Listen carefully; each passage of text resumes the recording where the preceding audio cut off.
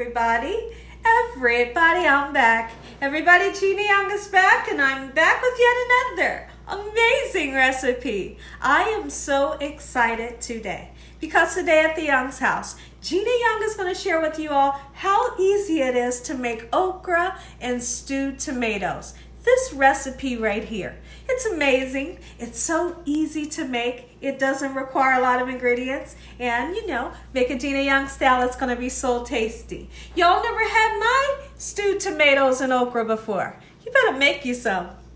Here are the lovely ingredients you will need. Of course, you're gonna need some okra. Now, it's really up to your discretion whether you wanna go out and get fresh okra or you wanna do like I'm gonna do today and use the frozen. The frozen is just as fresh and it'll be just as delicious. So I have 2 bags here. I might use 1.5 bags. Heck, I might just throw both bags in. You're gonna need some bacon. Now listen here, I know that there's a lot of people that don't eat pork, and if you're that person, no worries. You could use shrimp in replace of the pork bacon, okay? You're gonna need some lovely veggies. So we have a beautiful green bell pepper, a red bell pepper, and a sweet Vidalia onion. We'll need some stewed tomatoes. If you can't find stewed tomatoes, grab you a can of whole peeled tomatoes. We have some chopped tomatoes and white rice to go alongside. Now, you can have stewed tomatoes and okra without some nice cornbread, so we're gonna be making some cornbread, and that's what the milk and the eggs are for. We're gonna be using a couple of spices so we can spice everything up. I don't have my spices out right now, but I'll tell you what we're gonna need. We're gonna need some salt, some pepper, some garlic and onion powder, and that's it. Make sure your hands are impeccably clean. Let's get started with this really quick and simple, yet so tasty recipe. I couldn't be more excited for this here recipe. This recipe right here is definitely a staple in my childhood. My grandmom used to always make this. Let me know in the comment section below if you've ever tried this or if you've even heard of the dish. Okay, so what I like to do, I love to use the bacon. The bacon is going to give you ultimate flavor. But like I said, you don't have to use bacon. You can make this without any meat or without, you know, any seafood. Okay, so let's go ahead. I have, how many pieces do I have? I have 5 slices. We're just going to cut it down a little bit. We're going to put it into this frying pan, and we want to get a nice, beautiful golden brown color onto the bacon. And some of the oil I'm going to want you to save because we're going to put a little bit of that oil into our okra and stewed tomatoes, and it really gives you an amazing flavor. Okay, so let's talk about something. I'm getting a lot of questions from you guys. And the questions are, how come at the end of every video, why do the dogs bark? Well, number 1 is because they're very smart dogs. But the real reason is because they know that the video is over. They know that the video is over. And after the video, when I'm doing the taste test and I say, and as always, God bless you all. Thank you all for watching. You know, I say good night. It's like they know exactly when the video is over. They come rush us and they're so excited. So that's the reason why they bark at every video. We'll see if they do it today. So now that I have all of the bacon nice and chopped up, let's get it into a hot frying pan so we can get it nice, beautiful, and golden brown. Okay? Just like so. And what I want to do is I want to put, let me wipe my hands off here. I do want to put a little bit of pepper on my bacon. Have you all ever did that before? It really bumps up the amazingness. If that's not a word, it's a word today. Get you some pepper on your bacon. Okay, so now when I come back, we'll get started cutting our beautiful veggies when I come back. Okay, everybody, Prince and Polo are here, and before we start the video, I'm going to give them a nice snack. They have some bologna that they love. We have Polo right there licking his mouth on the left, and Princey right here on the right. Say hi, guys. Look up. Look, sweetie. Looky. Let's give our bacon a nice stir around, and then we'll chop up these beautiful veggies. I'm just going to use a rubber spatula, just like so, just to turn it around a little bit, get some of that pepper mixed in, just like so. I know I said it already, but this recipe, it really brings me back to my childhood. So let's talk about it. Now, my grandma, Lucille, she would always make okra and stewed tomatoes for my grandpa. And my grandpa was in a nursing home, and that's what he would request. He would request stewed tomatoes and okra, and she would put it over white rice, and he would be so excited to get that, and she would be just as happy to make it for him. And another thing that he would request would be liver and onions and gravy. Like, who doesn't love liver and onions, right? So this recipe, it really, like I said, it brings back memories of that always. And most of the time, my dad would be taking my grandma up to the nursing home so she could drop off the food for him, and he would just be so happy and he would devour it. I have lots and lots and lots of memories of my grandpa. And every time we would go to see him, he wouldn't know my name. And you know what? As a kid, I was okay with that. I knew that he didn't know my name, or he would always call me the wrong person, and I was okay with it. And I remember that my grandpa, before he went to the nursing home, when him and my grandmother lived together, he would have frozen Wrigley's, I don't know what kind of gum it is that comes in the yellow packs, but he would have the Wrigley's gum in the freezer, and it would be like a freezer full of the Wrigley's gum. I would go in there and I would grab the gum, you know, like it was mine, and I would just devour that gum and be so happy when I got over there that I had a couple of packs of gum that was for me.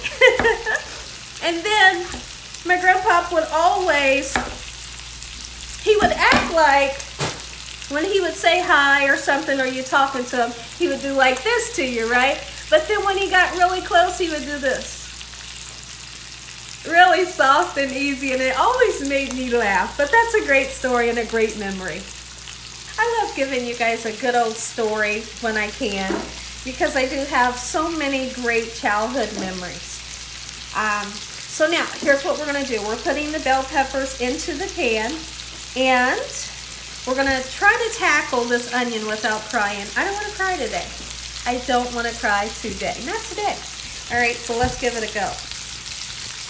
You don't need a whole lot of onion. You don't want to overwhelm the situation with too much onion. So I think I'm going to use just half of an onion. Okay, and this is a large onion. Sweet Vidalia onion is the way to go. I know I have someone that always likes to correct the way I say Vidalia. They say, Gina, it's pronounced Vidalia, however they say, but we'll pronounce it Vidalia today. They are delicious and they're nice and sweet. Okay, so let's go ahead and chop into this beautifulness, just like so. Get it in with the bell peppers, and then we're going to saute those bell peppers and onions up until the onions become nice and translucent, which is clear in color, and those peppers start to get a little soft. So we're here at the other stove where I have some boiling water. And always salt your water when you're making pasta, you're making potatoes or rice. It's going to give you good flavor. You want to put a little bit of chicken bouillon in there? Absolutely. So now these bags do have little tiny holes in there, so they'll be able to receive the flavor. What you do with this bag, a lot of people ask. 11 minutes in boiling water. It's going to give you that perfect al dente rice. It's going to be nice and fluffy and never mushy. 11 minutes only. This recipe is so easy and it's really fast. Okay, so we're going to go ahead and we're going to take our bacon. Our bacon is nice, beautiful, and golden brown. All right, and we're going to take some of that bacon. Well, we're going to take all of our bacon, put it right here in with those gorgeous veggies. Okay, and I'm not using all of that oil, but I am going to put some in there, okay? Now, it's up to you whether you want to turn around and saute up the veggies, but I find whether I saute the veggies or I cook it this way, it really doesn't make a difference in this dish. Okay, so let's take our chopped tomatoes, Put it right on top as well. Ooh, I love tomatoes, especially Hunt's. Hunt's is delicious. Okay, so these are our stewed tomatoes. Like I said, use the juice, and if you can't find stewed tomatoes, guess what? It's okay. Use you some whole peeled tomatoes. Get all that loveliness out. Just like so. Then let's give it a nice mix. We're gonna go in with our seasoning. And we're not gonna put, right now, we're not gonna put the okra in right now because I need for those bell peppers and those onions to cook down with these stewed tomatoes, all right? And that bacon and create a loveliness together before the okra goes in, because if you put the okra in too early, it'll get slimy. Okay, it does have the potential to get slimy. That's salt. We are going to use some of the salt-free vegetable seasoning that I didn't mention earlier. It's going to give you great flavor. Don't be afraid to season, okay? You have to season your food in order to achieve flavor. If you don't, your food will be flavorless. I know you guys laugh when I say that, but I'm so serious. This smells so good right now. I hope it doesn't make me sneeze. Okay, so now let's get this onto the burner. I need to put this over that way. I'll be right back. Okay, everyone, I think I jumped the gun a little bit, and I didn't tell you that I was putting onion powder, garlic powder, and I did put some black pepper in off camera. So now let's give this one more stir around just like so. Right now, even though we're just beginning, the smell is amazing. All right, so what I want to do, let's take this time and make up some cornbread. You cannot have okra and stewed tomatoes without cornbread. So we're going to make some Jiffy cornbread. If you all want to make a homemade cornbread, go to my homemade cornbread video and I'll show you how to do that. But I'm going to be honest, most of the time when I make cornbread, I use a box cornbread. It turns out delicious every time. You want to bump it up a little bit, put you some frozen corn in there. You can put some bacon and chives. You could do cheddar cheese. Possibilities are endless when you're making cornbread, and it's so easy to make. All right, so now I usually use 2 boxes because everyone here, they love cornbread and we like it nice and sweet. Now, if I do it savory and I decide to do something like put corn or cheese in it, I kind of back up a little bit on the sugar that I use. So you're going to see me use some sugar, which is about 2 pinches. Is it going to make it too sweet? No, not at all. Okay, so let's get these eggs cracked just like so into this bowl. Come on, nice, beautiful, fresh eggs. Always like to crack them into a separate bowl just to make sure we have no eggshells and we have nice, fresh eggs. I never measure my milk, okay? I just put it in there. You might have some lumps, and guess what? It's okay. When it comes to making cornbread, it's okay. Don't freak out. So we're gonna give this a nice mix. I have my oven preheated to 350 degrees, and I have a pan here that I'll be using that is greased with vegetable oil. Once this is nice, beautiful, and golden brown, we're done. Okay, so now that I have this lovely mixture mixed up, let's go ahead and get it into our baking dish. This is just a deep dish pie dish that I'll be using today for 2 boxes. Let me get a good hold of this. 350 degrees. After I get this in the oven, we'll take a peek in over at our rice that should be done. We'll get it drained. And what we're going to do to that rice, we're just going to stir in a little bit of butter and some nice dry parsley flakes. Okay, everyone, I want to show you the snow. Show you how much more snow we got. Another day, Dakota didn't have any school today. He was so excited. You wouldn't believe how deep the snow is right now, and it's freezing outside. Okay, everyone, so we've let our stewed tomatoes, veggies, and our meat, we've let it simmer for about 35 minutes. Those veggies are nice and soft, the onions are translucent, and I'm happy. Okay, so here's what we're gonna do. Before we put our okra in, we need to taste it. When you're cooking, taste your food. Taste your food so you know what you're feeding to your loved ones, okay? So we're gonna taste this because if it needs a little bit more seasoning, put you some more seasoning in. Doggone, that's good. Okay? So now, in we go with the okra. Like I said, okra can be slimy, but it doesn't always have to be.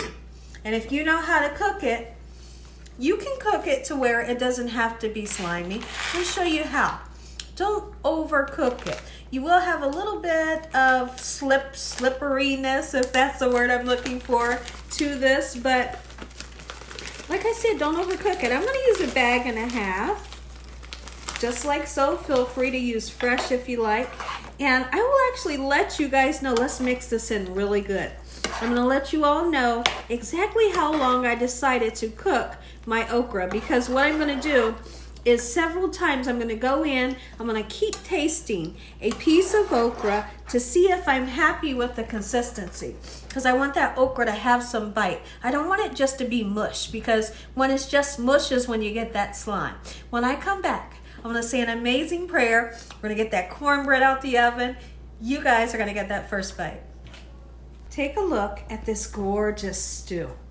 Not slimy, very flavorful. Oh, and it smells delicious.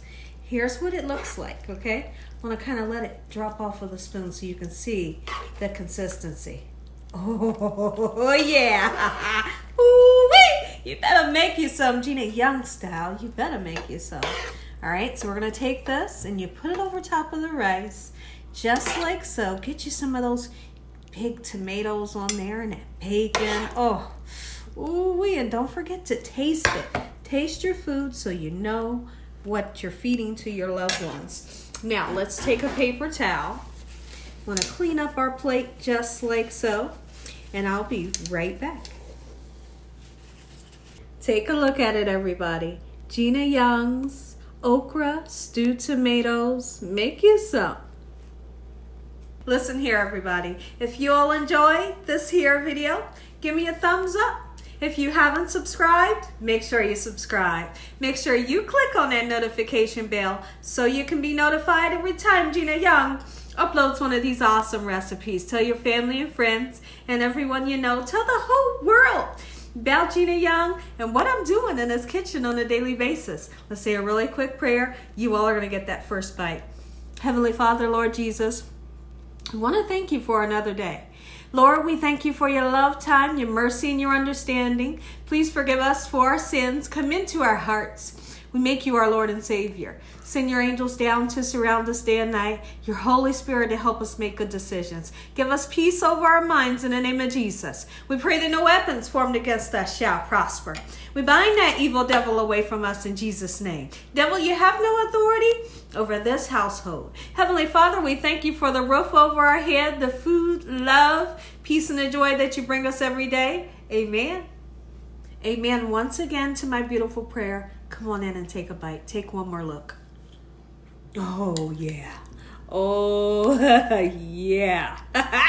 Woo-wee! Doggone it. Take a bite right there. And I know you want a little bit of cornbread too. Woo! And as always, God bless you all. Thank you all for watching. Good night.